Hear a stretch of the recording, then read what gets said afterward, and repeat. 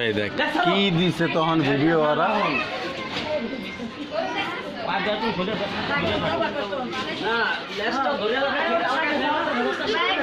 হয়েছে এইবার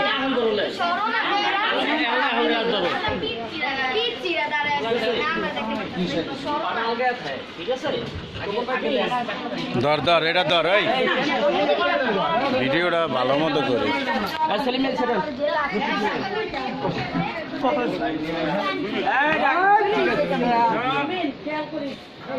না আর হইব না শেষ